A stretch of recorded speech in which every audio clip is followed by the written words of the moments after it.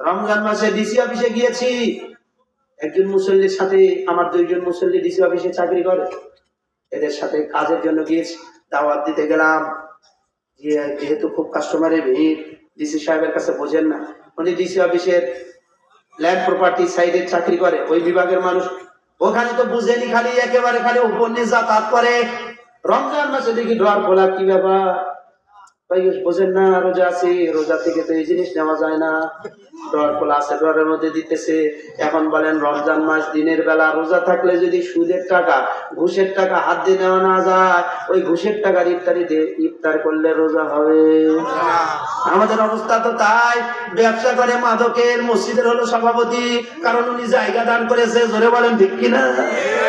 রঈসুল মুফাসসিরিন আব্দুল্লাহ ইবনে আব্বাস রাদিয়াল্লাহু আনহু বলেন, শেষ জামানায় তোমরা দেখবা ফাসিক ফুজ্জারের টাকা দিয়ে মসজিদ মাদ্রাসা হবে, কিন্তু তারা নিজে নামাজি হবে না। হোটেল মোমিনের পাশের ঈদগাহে ইমাম ম্যাডাম নিজে ঘোষণা দিয়েছে, বগুড়া জেলা মডেল মসজিদ আমার জায়গায় হোক। ওনার ব্যবসার কারবার শুরুতে হলো কিস্তি তুলে সুদের টাকার জায়গার মধ্যে মডেল মসজিদ বানিয়ে দিলে সুন্দর ইমানদাররা বলেন তো ইমান বাড়বে না কমবে? এই জন্য বুঝতে হবে মুসলমানের সংখ্যা দিন দিন বাড়তেছে, কিন্তু খাঁটি মুসলমান আসলে বাড়তেছে না কমতেছে। এই জন্য মরহুম মকবুল আল্লাহর ওলি ডক্টর ইকবাল রাহমাতুল্লাহ আলাইহি বলেছেন, সংখ্যায় আমরা বাড়িয়েছি মুসলমান জাতি কুকুরের বাচ্চার মতো। প্রত্যেক বছরে দেখবেন এক একটা কুত্তির 5টা 7টা পর্যন্ত বাচ্চা হয়, বছর শেষে মায় খায়। হয় বাচ্চা বেশি করে রাস্তা পার হইতে মরে, দুধ খাওয়াইতে খাওয়াইতে মরে, মানুষ বাইরে পিঠে মারে, রাস্তা পার হইতে গাড়ির নিচে পড়ে মরে। ঠিক কিন্তু সারা বছরে গরুর বাচ্চা হয় একটা, প্রত্যেক দিন বান্দিগি হাটে, উদারপাড়া বাজারে, বগুড়া কানাসে সারা বছর জবাই হয়। শুক্রবারে তো কথাই না। এরপরে কুরবানির সময় গরুর অভাবে কুরবানি বন্ধ হয়েছে। তাহলে হালালের মধ্যে সংখ্যায় কম, বরকত বাড়িয়ে দেন কি? এখন আমাদের ব্যবসার সংখ্যা বাড়ছে। একজন এরিয়াতে ব্যবসা করে, শিল্পী বান্ধা ব্যবসা করে, শহরে ব্যবসা করে, এই ব্যাংকের শেয়ার সেই ব্যাংকের শেয়ার, রাস্তার গাড়ি আছে, তারপরে যেন চুল উঠে যেতেছে, কামাই হয় না। বলেন ঠিক কিনা?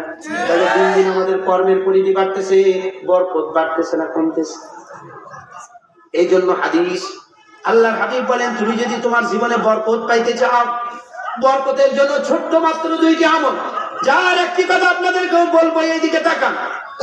হাদিস শাস্ত্রের যিনি সবথেকে বড় মানুষদের একজন ছিলেন সাইয়েদনা আবু হুরায়রা রাদিয়াল্লাহু তাআলা আনহু। কি নাম বললাম ভাই? সাইয়েদনা আবু হুরায়রা রাদিয়াল্লাহু তাআলা আনহু, যিনি একাই হাদিস বর্ণনা করেছেন 5474। খুব গুরুত্বের সাথে মনে রাখা চাই, হাদিস শাস্ত্রে যিনার নাম উজ্জ্বল নক্ষত্রের মতো জ্বলজ্বল করতেছে, সাইয়েদনা আবু হুরায়রা রাদিয়াল্লাহু তাআলা আনহু আল্লাহর হাবিবের দরবারে সব সময় পড়ে থাকতেন। খাবারের জন্য যাইতেন না, নবীজির দরবারে যদি হাদিয়া আসতো ওটাই পাইতেন, খাইতেন, না পাইলে না খেয়ে থাকতেন। সব সময় নবীর দরবারে পড়ে থাকতেন। আমার দিকে তাকান, অল্প সময় আর কথা হবে, কারণ বলেছে হুজুর এত রাত পর্যন্ত ওয়াজের দরকার নাই, 11:30টার মধ্যে শেষ করা উচিত ছিল, তাতে অলরেডি 11টা পার বেজে 40 মিনিট হয়ে গেছে, তাহলে 10 মিনিট আগেই পান। তারপরে কর্তৃপক্ষ যেহেতু বলেছে মাহফিলের দায়িত্ব যাদের, তারা যা বলবে আমরা তো শুনতে বাধ্য, কি বলেন তাই না? এই জন্য কথাটা শেষ করি। সাইয়েদনা আবু হুরায়রা রাদিয়াল্লাহু আনহু আল্লাহর হাবিবকে বলেন, হুজুর আমি তো দুনিয়ার কোনো কাজের জন্য বাইরে যাই না, আপনার দরবারে পড়ে থাকি। এই জন্য ক্ষুধার যন্ত্রণায় পড়ে থাকতে থাকতে আমার অবস্থা খারাপ। আমার হালাল রিজকের জন্য আল্লাহর কাছে একটু দোয়া করেন। আমার দিকে তাকান, এটা একটা হাদিস। আল্লাহর হাবিব আলাইহিস সালাতু ওয়াস সালাম বললেন, আবু হুরায়রা তুমি একটু চামড়া সংগ্রহ করো। কি সংগ্রহ করবে? চামড়া সংগ্রহ করে আমার কাছে নিয়ে আসো। আল্লাহর হাবিব নিজের হাতে চামড়ার একটা ছোট্ট ব্যাগ বানিয়ে দিলেন। চামড়ার ব্যাগটা বানিয়ে 2 সাইডে ফিতা লাগিয়ে দিলেন, মাজার সাথে বেঁধে দিলেন। ছোট্টবেলায় কেউ যদি হাটে যান, এরলে হাট খোলা এখন তার অস্তিত্ব নাই। ছোট্টবেলায় যারা হাট করছে, হাটে অনেক সময় কাপড়ের দোকানদার হাটে করে কাপড় নিয়ে আসতো, তারা কাপড় বিক্রি করতো। মাজার সাথে একটা ব্যাগ ছিল, নওগাঁ জেলায় বলে এটার নাম খুতি। কি বলে? খুতি। খুতি ছিলেন? এখন তার খুতির যুগ নাই ভাই, মানি ব্যাগে টাকা রাখি। এখন তো মানি ব্যাগ লাগে না, এটিএম কার্ড আছে, ঢুকাই দিবে, টাকা বের করবে, চকচকা ফকানো। ওগুলো ব্যাংকের মধ্যে টাকা তুই আগলে মানুষের মতো টাইম নেই। এই খুঁতির মতো ছোট্ট ব্যাগ বানিয়ে দিলেন, লেগে রাখলেন মাজার সাথে। আল্লাহর হাবিব একটা খেজুরের স্তূপের কাছে গেলেন, এইভাবে আঞ্জা দিলেন, এই যে আমার হাতের মধ্যে কয়টা আঙ্গুল, এইটাকে বলা খামসুন মানে পাঁচ। আমরা বলি না কাউকে যদি এভাবে আঘাত করে তার পাই খামসা মাল্লুকে, কি বলি আমরা? খামসা মাল্লুকে। খামসুন মানে পাঁচ। তার মানে আমাদের বাংলা ভাষা হলো ইংলিশ, আরবি, উর্দু, ফার্সি, জগা, খিচুড়ি, অজ, বর, ল। বাংলা ভাষার কোনো নিজস্ব অস্তিত্ব নেই। কখনো উর্দু, কখনো ফার্সি, দেখেন না কোর্ট কাছারি, এগুলি আদালত, এগুলি সব বাংলা ভাষা।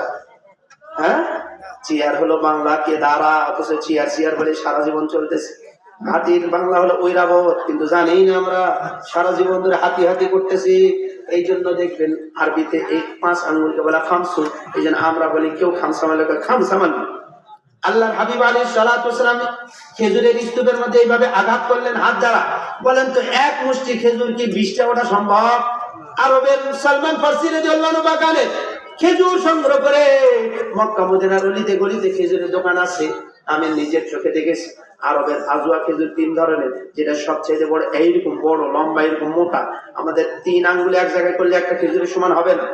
এরকম মোটা মোটা এত বড় বড় খেজুর এক মুষ্টির মধ্যে ভাই 20টা ওঠা সম্ভব? সর্বোচ্চ 5 থেকে 7টা, তাই না? আল্লাহ হাবিব আলাইহিস সালাতু ওয়াসসালাম এক মুষ্টি খেজুর নিলেন, আবু হুরায়রা রাদিয়াল্লাহু আনহু ব্যাগের মধ্যে দিয়ে দিলেন। এটা হাদিস। হাদিসটি মুখস্থ করে বাসা পর্যন্ত নিয়ে যাবে।